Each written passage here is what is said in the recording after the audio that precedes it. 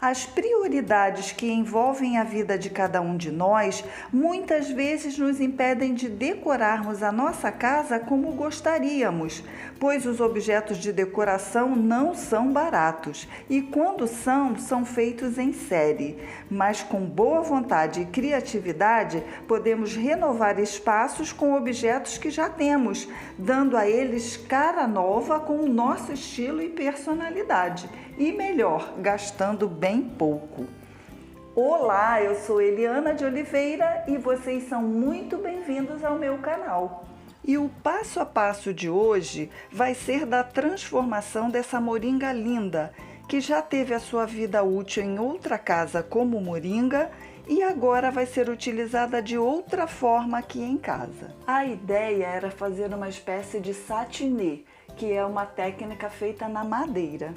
Eu comecei diluindo a tinta PVA branca em água e pincelei no fundo primeiro para sentir se o efeito que eu desejava daria certo. E passei o pano seco para retirar o excesso da tinta. Mas como eu não tinha passado nenhuma seladora antes, a argila absorvia rapidamente a tinta e secava, não dando tempo de fazer o efeito. Então eu molhei o pano para retirar o excesso da tinta, porque a minha ideia era que aparecesse um pouco mais do fundo. Ainda bem que eu comecei pela parte de baixo.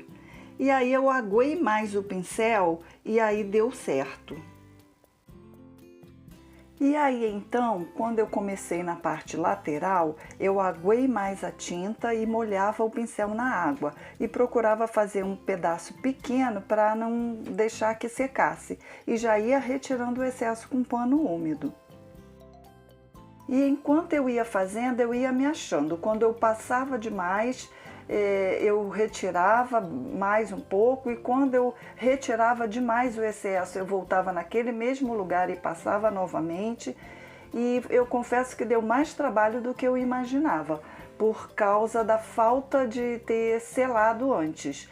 Então, se você for utilizar esse material e fazer essa técnica, passe uma seladora, uma goma laca indiana ou uma seladora acrílica, alguma coisa para não deixar que a argila absorva tanto a tinta, que vai facilitar muito mais.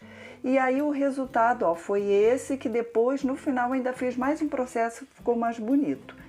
E aí, para facilitar, eu comecei a usar o gel médium para matizar, que é um retardador de secagem da tinta. Mas não funcionou, eu tive que continuar mesmo com um pano úmido, bastante úmido, e passando para retirar todo o excesso, e no final eu gostei bem. E depois de todo esse processo, o que eu fiz foi molhar bem o pano e ir passando sobre toda a tinta, retirando alguns excessos e procurando fazer isso sempre na mesma direção. E assim eu fui conseguindo o efeito que eu desejava. Ficou bem equilibrado e tinha umas partes da cerâmica que elas estavam craqueladas e deu um efeito muito interessante. E esse pedacinho feito traduz bem o que eu queria desde o início. É da parte de cima que eu estou falando. E assim ficou o satinê sobre a argila, ou a pátina. E eu achei esse craqueladinho muito legal, deu uma rusticidade. E uma dica para você é colocar um suporte debaixo da peça enquanto você trabalha, porque aí você movimenta, vai virando a peça sem ter que colocar a mão nela. E para fazer aquele detalhe especial para essa peça, eu usei a massa para modelar DAS na cor terracota.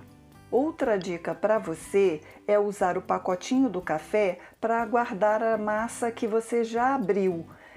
Conserva bastante se você fizer isso. Peguei um pedaço da massa e fui fazendo um rolinho, procurando deixá-lo mais ou menos da mesma espessura de ponta a ponta.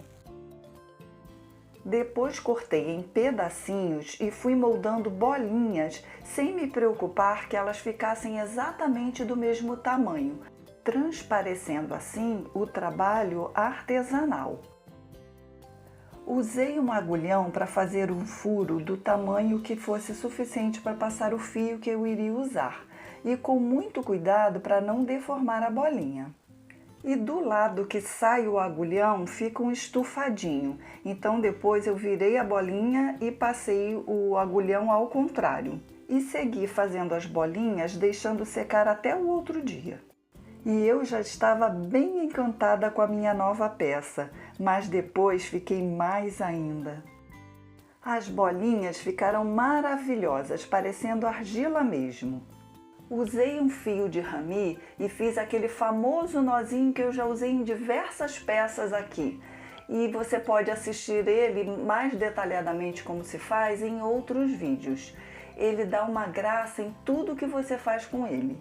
Eu acho que vale muito a pena você parar e aprender a fazer. Enriquece muito tudo que você faz.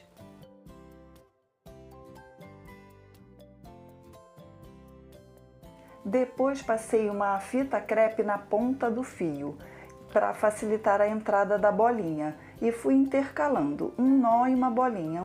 E fiz 2 pedaços do mesmo tamanho. Juntei os dois e fui torcendo, envolvendo um com o outro. Vai observando.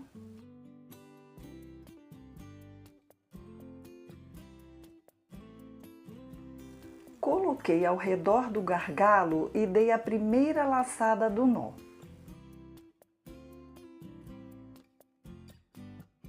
E antes de dar a segunda laçada, peguei um fio do rami, dividi em 4 e encaixei entre as 2 pontas. Aí então dei mais uma laçada e a seguir dei a terceira laçada.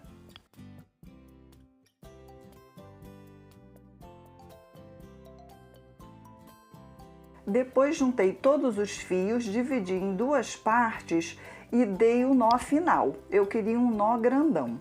Eu não gravei, mas depois eu passei uma colinha ali na saída dos fios para que eles ficassem mais juntinhos.